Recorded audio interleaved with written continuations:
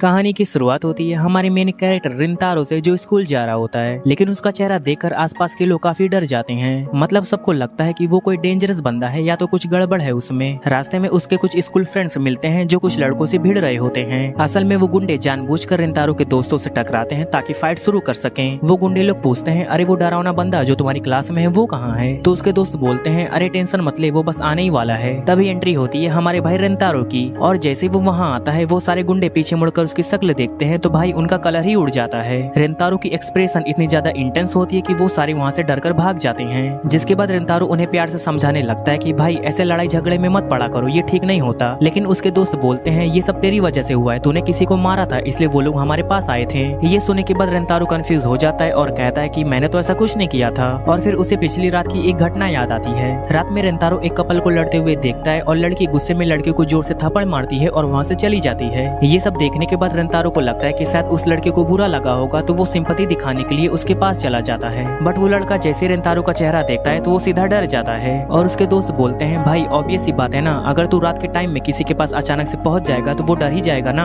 अब एक इंपॉर्टेंट चीज जान लो, लड़कों का कॉलेज और लड़कियों का कॉलेज अलग अलग है, लेकिन बिल्कुल पास पास है, एकदम पड़ोस में। और सबसे बड़ी बात, यहाँ की लड़कियां और लड़के एक दूसरे से तकड़ी नफरत करते हैं। अब मैंने ये बात स्टार्टिंग में क्यों बोली, क्योंकि आगे इसके प्रॉपर रीजन और असर दिखते हैं। अब हमारा हीरो और उसके दोस्त स्कूल की तरफ जा रहे होते हैं और तभी एक लड़कियों का ग्रुप उनके सामने आ जाता है। और तभी एक लड़की का हेयर क्लिप नीचे गिर जाता है। एक लड़का उसे उठाकर वापस देने लगता है, लेकिन लड़की सीधा बोलती है, अब इस पे तुम्हारा हाथ लग गया है तो मैं इसे नहीं लेने वाली। और ये बोलते हुए वो उसे इतनी बुरी तरह इंसल्ट करती है, मतलब ये तो मैंने प्यार से बताया, पर असली सीन और भी ज्यादा टॉक्सिक था। जिसके बाद रिंतारो के दोस्त भी आपस में बात करने लगते हैं कि ये लोग कभी भी नहीं सुधरने वाली। अब हमें थोड़ा स्कूल के बारे में पता चलता है कि लड़कियों का स्कूल एकदम रिच और इलाइट टाइप है और यहाँ पर हाई क्लास की लड़कियां पढ़ती हैं। और दूसरी तरफ लड़कों का स्कूल एकदम सरकारी स्कूल जैसा वाइब देता है। मतलब यहाँ के लड़कों के पास फ्यूचर को लेकर ज्यादा क्लियरिटी नहीं है, इसलिए लड़कियों को लगता है कि ये लड़के फ्यूचर में जाकर नल्ले बेरोजगार बनेंगे। लेकिन अब रियलिटी देखा जाए तो लड़के वैसे बुरे नहीं हैं, लेकिन परसेप्शन की वजह से लड़कियों को लगता है कि ये लड़के खराब हैं। और एक चीज जो मैं बताना भूल गया, लड़कियों के स्कूल में परमानेंट पर्दे लगे होते हैं ताकि उन्हें कभी किसी लड़के का चेहरा ना देखना पड़े। मतलब भाई देख रहे हो ना कितनी ज्यादा नफरत करती हैं लड़कियां हर एक छोटी चीज में, ईगो, एटीट्यूड और डायरेक्ट इंसल्ट। खैर अब सीन शिफ्ट होता है और हमें दिखाया जाता है कि रिंतारो के फ्रेंड्स कैरियोके जाने का प्लान बना रहे होते हैं, लेकिन रिंतारो साफ मना कर देता है और कहता है कि भाई मुझे घर जल्दी जाना है। और जैसे ही वो घर पहुंचता है तो उसकी मम्मी फुल डांट मोड में आ जाती हैं। इतनी देर कहाँ लगा दी और तू लेट क्यों आया? रिंतारो कहता है, मॉम स्कूल बहुत दूर था और आज बारिश भी हो रही थी इसलिए मैं लेट हो गया, और आपको पता है ना मैं इस काम में बहुत बेकार हूँ और मेरी वजह से कोई भी रेस्टोरेंट नहीं आता। ये सुनने के बाद उसकी मॉम हंसते हुए कहती है कि कोई बात नहीं, अभी तो सिर्फ एक ही कस्टमर है और वैसे भी बारिश हो रही है तो ज्यादा कस्टमर नहीं आने वाले, मुझे भरोसा है कि तू संभाल लेगा। और इतना बोलकर उसकी मॉम वहाँ से चली जाती है। जिसके बाद रिंतारो बेकरी का आउटफिट पहनता है और नरेशन देने लगता है।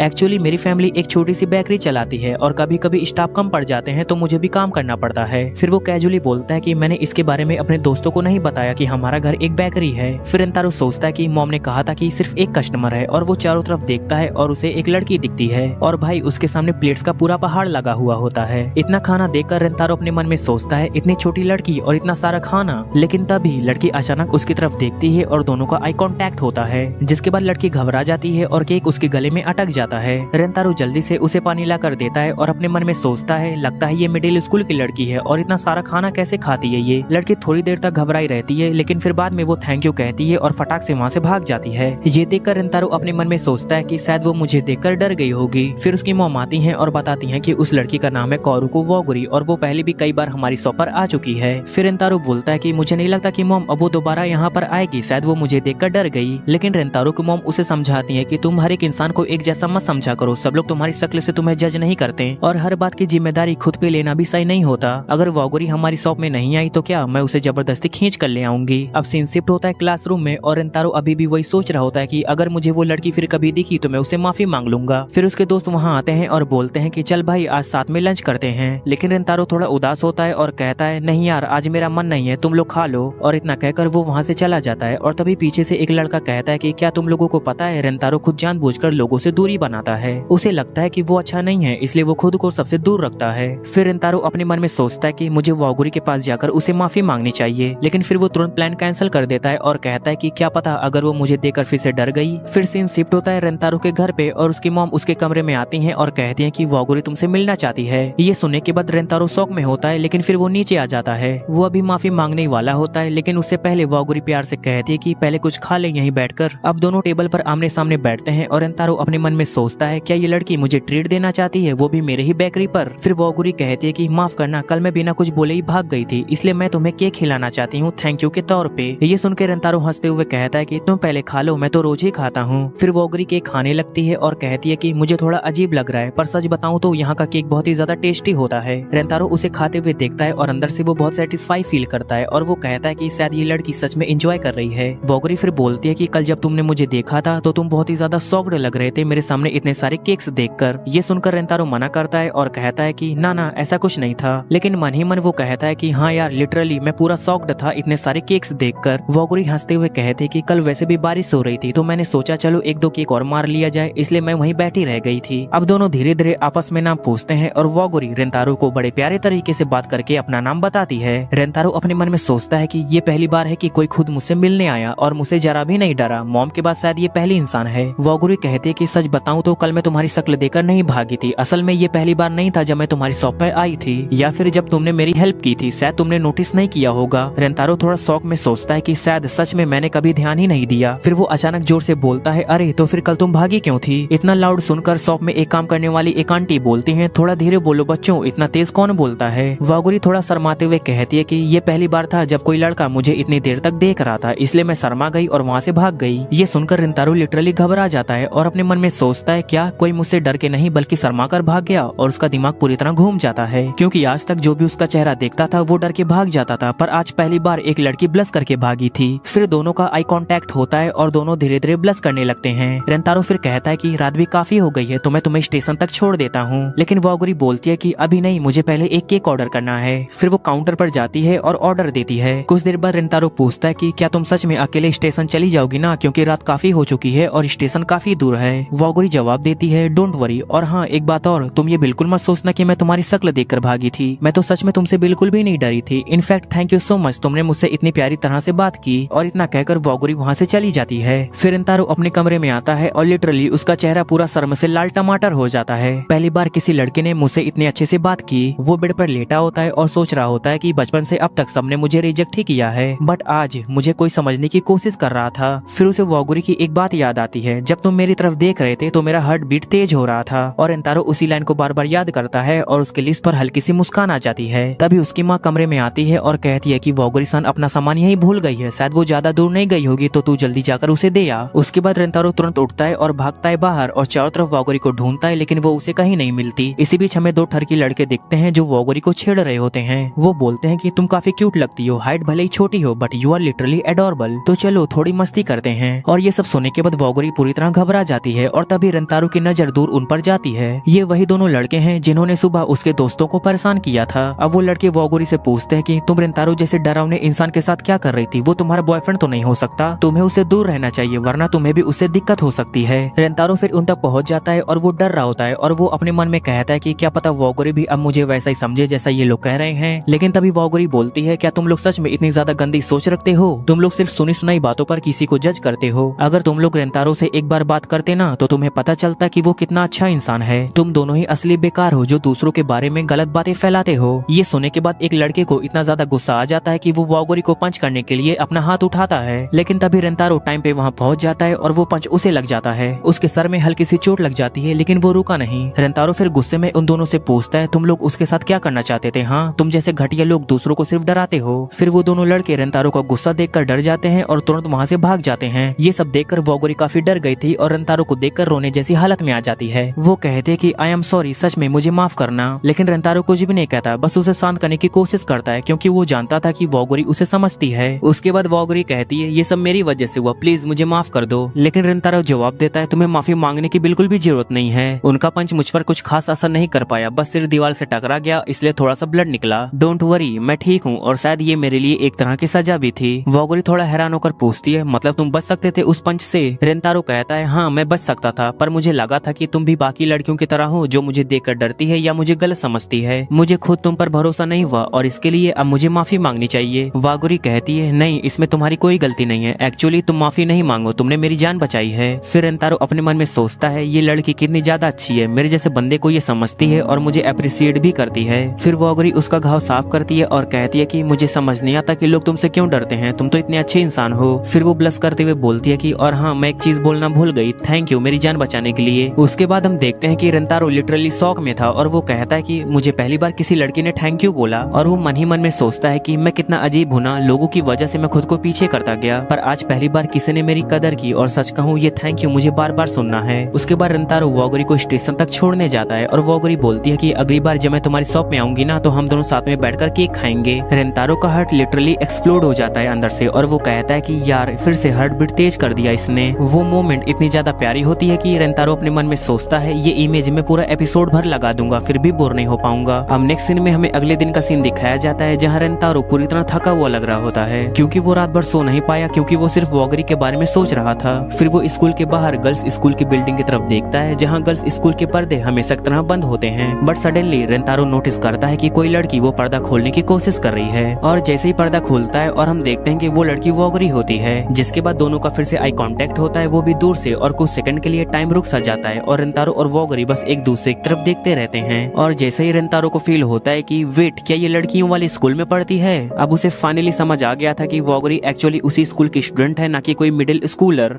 अब नेक्स्ट सीन में हमें रिंतारो दिखाया जाता है जो गहरी सोच में डूबा होता है, मतलब कि वोगरी के बारे में सोच रहा होता है। वो सोचता है यार वो मुझसे बिल्कुल भी नहीं डरी, जबकि बाकी सभी लोग मेरी शक्ल देखते ही डर जाते हैं। साथ ही वो मेरी शॉप की रेगुलर कस्टमर भी है जो अक्सर मेरे रेस्टोरेंट में आती रहती है। बट प्रॉब्लम ये है कि वोगरी उसी स्कूल से है जिससे हमारा स्कूल सबसे ज्यादा भिड़ता है, किकोरू हाई, मतलब सीधी सी बात हमारा राइवल। और ये चीजें तो मैं पहले भी बता चुका हूँ कि इन दोनों स्कूलों के बीच कैसी प्यारी सी दुश्मनी चल रही है। रिंतारो ये भी सोच रहा होता है कि आज जब मैं स्कूल से आ रहा था तो उन लड़कियों ने हमें इतना अजीब क्यों घूरा। इतने में उसके के दोस्त आ जाते हैं और वो सारे उसी टॉपिक पे बात कर रहे होते हैं कि कुरुहाई के बारे में। ओसामी जो भाई सबसे ज्यादा लड़ाकू टाइप का है वो सीधा बुराई पे उतर जाता है। वो कहता है भाई ये किकुरु हाई स्कूल की लड़कियां बहुत इरिटेटिंग होती हैं, बट रिंतारो के दिमाग में अभी भी वोगरी की बातें ही चल रही होती हैं। वो सोचता है मैं कितना ज्यादा बेवकूफ हूँ यार, एक लड़की का इंट्रोडक्शन मिला और मैं इतनी सारी बातें सोच गया। और तभी ओसामी उसको घूरते हुए बोलता है भाई तेरे को क्या हो गया, जैसे ही किकुरु हाई स्कूल का नाम आता है तू एकदम अजीब से बिहेव करने लगता है। रिंतारो थोड़ा हैरान होते हुए बोलता है तू पागल है क्या, मैं ऐसा क्यों करूंगा। लेकिन वो ये बात थोड़ी ज्यादा तेजी से बोल देता है और पूरी क्लास उसकी तरफ घूरने लगती है। उसका दोस्त बोलता है भाई तू थोड़ा ज्यादा रिएक्ट कर गया उस बात पे। फिर टीचर पढ़ाने लगते हैं पर रिंतारो का दिमाग अभी भी वोगरी की बातों में ही फंसा था। वो सोच रहा होता है कि अब मुझे नहीं लगता कि वोगरी सान वापस हमारी शॉप पर आएगी। अब उसे मेरी सच्चाई के बारे में पता चल चुका है, शायद ये उसके लिए भी अच्छा ही रहेगा, लोगों को नहीं पता चलेगा कि वो हमारे शॉप में आती थी। और इसी तरह हजार थॉट्स उसके दिमाग में एक के बाद एक चलते ही जा रहे थे। और तभी ओसामी बोलता है भाई आज तू फ्री है ना, जिस पे रिंतारो बोलता है हाँ भाई आज तो मैं एकदम फ्री हूँ। ये सुन के उसके सारे दोस्त लिटरली शॉक में आ जाते हैं और वो कहते हैं भाई तू आज फ्री है, मतलब तू आज घूमने चलेगा। फिर सारे स्कूल से निकलते हैं और जैसे ही वो लोग बाहर आते हैं तो सबके एक्सप्रेशन बदल जाते हैं क्योंकि सारे लोग एक ही डायरेक्शन में घूरे जा रहे होते हैं। अब ये देखकर रिंतारो और उसके दोस्त भी सोचने लगते हैं कि भाई ये लोग क्या देख रहे हैं। और जब सब लोग वहाँ देखने जाते हैं और फिर जो दिखता है वो सभी को शॉक कर देता है। वोगरी जो हमारे स्कूल के बिल्कुल बाहर लड़कों के स्कूल के सामने खड़ी है जैसे वो किसी का वेट कर रही हो। अब रिंतारो भाई तो लिटरली कंफ्यूज हो जाता है और वो सोचता है भाई ये क्या कर रही हो और ये यहाँ पर किससे मिलने आई है। फिर ओसामी गुस्से में सीधा वोगरी के पास पहुंचता है और चिल्लाता है तुम्हारी हिम्मत कैसे हुई हमारे स्कूल के सामने आने की। ये सुन के वोगरी थोड़ा घबरा जाती है और ओसामी चिल्लाई जा रहा होता है। तभी बीच में आता है रिंतारो और वो ओसामी को पकड़ के बोलता है अबे लड़कियों से जरा अच्छे से बात कर लिया कर। फिर वो खुद वोगरी से माफी मांगता है और वोगरी बोलती है तुम्हें माफी मांगने की कोई जरूरत नहीं है। अब सीन में आता है ट्विस्ट, हमारा सिग्मा ओसामी लिटरली रोने लगता है और वो कहता है मुझे माफ कर दो, मैंने कुछ ज्यादा ही बोल दिया। लेकिन तभी लड़कियों की स्कूल की बाकी लड़कियां अपनी टीम लेकर वहाँ पहुंच जाती हैं और अब वो लोग डर जाते हैं कि शायद इन लड़कों ने ही वोगरी को परेशान किया है। उसके बाद सारी लड़कियां उन लोगों को घूरकर वोगरी को वहां से ले जाने लगती हैं, लेकिन ओसामी उनको रोकने की कोशिश करता है और कहता है पहले माफी मांगो फिर जाओ। लेकिन वो लड़कियां उसे ऐसे घूरने लगती हैं जैसे कि वो कोई क्रिमिनल हो। वोगरी जाते जाते एक बार पीछे मुड़कर रिंतारो को देखती है और रिंतारो का दिमाग ओवरलोड में चला जाता है और वो सोचता है भाई क्या वो मुझसे मिलने आई थी। लेकिन फिर वो सोचता है नहीं यार मैं कुछ ज्यादा ही सोच रहा हूँ शायद। तभी ओसामी बोलता है भाई तेरा चेहरा बहुत वियर्ड सा लग रहा है, सब ठीक है ना।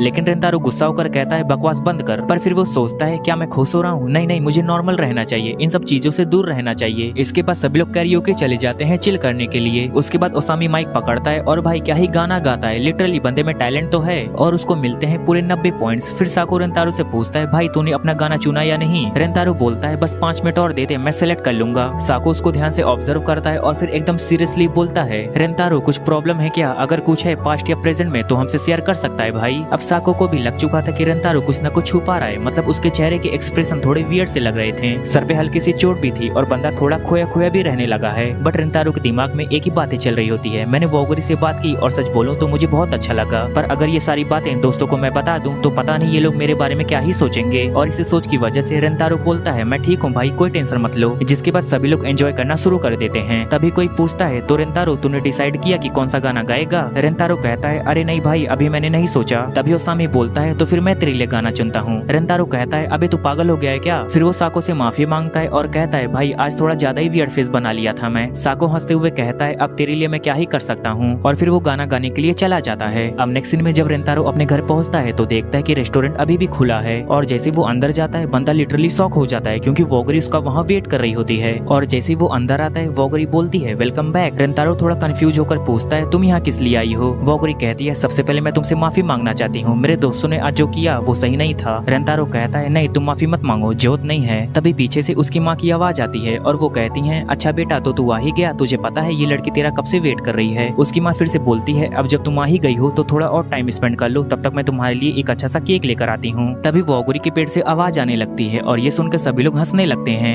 वोगरी शर्माते हुए बोलती है रेंतारो इस तरह मत हंसो, और वो थोड़ा एम्बैरेस फील करने लगती है, जिस पे रेंतारो बोलता है okay okay I am sorry. उसके बाद रेंतारो फिर से कहता है क्या हम दोनों एक साथ बैठकर केक खा सकते हैं? जिस पे वोगरी कहती है हाँ, और अगले सीन में दोनों टेबल पर बैठकर केक खा रहे होते हैं। रेंतारो अपने मन में सोचता है भाई केक खाते टाइम ये और भी ज्यादा क्यूट लगने लगती है। फिर वोगरी पूछती है तुम्हारा वो दोस्त ठीक है ना? रेंतारो कहता है तुम ओसामी की बात कर रही हो ना, डोंट वरी वो बिल्कुल ठीक है। फिर रेंतारो पूछता है वैसे तुम गेट के पास क्या कर रही थी? वोगरी थोड़ा शर्मा कर बोलती है मैं तो तुम्हारा वेट कर रही थी। ये सुनते ही रेंतारो शर्माने लगता है और कहता है क्या सीरियसली? और फिर वोगरी उसे एक बार फिर माफी मांगने लगती है, लेकिन रेंतारो कहता है तुम्हें बार बार माफी मांगने की कोई जरूरत नहीं है। और फिर रेंतारो शर्माते हुए बोलता है जब मैं तुमसे पहली बार मिला था ना और तुमने मुझसे बात की थी, सच में उस टाइम मुझे बहुत अच्छा लगा था। वो अपनी बात पूरी तरह कंप्लीट नहीं कर पाता पर वोगरी सब कुछ समझ जाती है और दोनों एक दूसरे को देखकर हल्का सा ब्लश करने लगते हैं। फिर रेंतारो बोलता है सच बताऊं तो मैं डर गया था, मुझे लगा था अब तुम मुझसे कभी बात नहीं करोगी। वोगरी कहती है अरे ऐसा क्यों सोच लिया तुमने? रेंतारो कहता है क्योंकि हमारे स्कूल के जो टेंशन है, मैंने सोचा कि तुम उसी स्कूल से हो तो शायद तुम मुझसे अब बात नहीं करोगी। वोगरी थोड़ी उदास होकर बोलती है पर सच बताऊं तो जब मुझे पता चला कि तुम उसी स्कूल से हो तो मैं एक्चुअली काफी ज्यादा खुश हो गई थी। फिर वो उठते हुए कहती है अच्छा अब मुझे चलना चाहिए, बहुत देर हो गई है। रेंतारो थोड़ा शॉक्ड सा रह जाता है, ना कि सिर्फ उसकी बातों से बल्कि उसके जाने से भी। वोगरी जाते जाते पीछे मुड़कर बोलती है तुमसे जुड़ी बातें जानना सच में मुझे बहुत अच्छा लगता है and thanks for the cake. लेकिन जाते वक्त उसके चेहरे पे हल्की सी उदासी थी। रेंतारो भी उसकी बातों पर कम उसके एक्सप्रेशन पर ज्यादा ध्यान दे रहा था। बंदा अभी भी थोड़ा कंफ्यूज था आखिर ये सब क्या हो रहा है। तभी उसकी माँ आती है और कहती है वोगरी कहाँ गई? फिर उसकी माँ उसका चेहरा देखकर डर जाती है और वो कहती है तू दिख क्यों ऐसा रहा है जैसे कोई ज़ॉम्बी बन गया हो। रेंतारो अपनी माँ को सारी बातें बता देता है और वो थोड़ा घबराया भी होता है। और तभी उसकी माँ गुस्से में उसके सिर पे थप्पड़ मार देती है और वो कहती है पागल हो गया क्या, ये क्या हरकतें कर रहा है? फिर उसकी माँ उससे पूछती है सच सच बता जब तू वोगरी को देखता है तो क्या फील होता है? रेंतारो थोड़ी देर तक सोचकर बोलता है जब वो मेरे साथ होती है तो सच में मुझे बहुत अच्छा लगता है, पर मैं नहीं चाहता कि मेरी वजह से उसको कोई प्रॉब्लम हो, क्योंकि हमारी स्कूल की इमेज ऑलरेडी खराब है और वो फालतू में ही उसमें फंस सकती है। अब उसके दिमाग में काफी कुछ घूम रहा होता है और इसी बीच उसे एक बात रियलाइज होता है। वो खुद को जोर से पंच मार देता है, इतना जोर से कि नाक से खून निकल आता है। ये देखकर उसकी माँ हक्की बक्की रह जाती है और कहती है क्या तू पागल हो गया है? रेंतारो कहता है मॉम आपने जो कहा उससे मेरी आंखें खुल गई है, अब मैं समझ गया हूँ, थैंक यू। अब अगले दिन हमें रेंतारो दिखता है जो वोगरी का वेट कर रहा होता है और तभी वहाँ वोगरी आती है और कहती है तुम्हारे फेस को क्या हुआ? लेकिन रेंतारो कहता है प्लीज मुझे माफ कर दो, मैंने तुम्हें हर्ट किया। पर वोगरी बोलती है नहीं मुझे माफी मांगनी चाहिए, मैं कल बिना कुछ बोले चली गई और शायद तुम्हें वो गलत लगा होगा। फिर वो नीचे बैठ जाती है और थोड़ा गिल्ट फील करती है। वो कहती है मुझे पता है कि मेरे जाने के बाद तुमने बहुत कुछ सोच लिया होगा, लेकिन फनी बात यह है कि वोगरी को लग रहा था कि रेंतारो दुखी है क्योंकि उसने कुछ कहा नहीं था जाते वक्त, और उधर रेंतारो के दिमाग में कुछ अलग ही बातें चल रही थी। उसके बाद रेंतारो धीरे से बोलता है जब मैंने तुम्हें पहली बार देखा था और फिर तुमने मुझसे बात की, उसके बाद तो बस मैं तुम्हारे बारे में ही सोचता रहा। और ये सुनने के बाद वोगरी एकदम खुश हो जाती है और फिर वो अपना नाम फिर से बताने लगती है। ये सुन के रेंतारो कहता है मुझे तुम्हारा नाम पता है। वोगरी कहती है और तुम्हारा नाम रेंतारो है, और सच में हमें अपने दोस्तों से इतना फर्क नहीं पड़ना चाहिए, मैं तुम्हें और भी ज्यादा जानना चाहती हूँ। और ये सुनकर रेंतारो ब्लश करने लगता है और ये वाला सीन पूरे इमोशन और पूरे कनेक्शन से भरा हुआ था। अब रेंतारो क्लास के अंदर जा रहा होता है लेकिन उसके दिमाग में सिर्फ वोगरी ही चल रही होती है। उसने जो कहा वो गलत नहीं था, हमें दूसरों की सोच से फर्क नहीं पड़ना चाहिए। फिर वो विंडो की तरफ देखता है और दूसरी तरफ से वोगरी भी पर्दे हटाकर बाहर देख रही होती है और उसके बाद दोनों की निगाहें मिलती है और वोगरी रेंतारो को देखकर मुस्कुराने लगती है, जिसके बाद रेंतारो भी उसकी तरफ देखता है और बोलता है मैं भी तुम्हें और जानना चाहता हूँ वोगरी-सान। फिर वो अपने मन में सोचता है शायद मैं उस दुनिया का हिस्सा बन रहा हूँ जिसका मैं कभी हिस्सा ही नहीं था।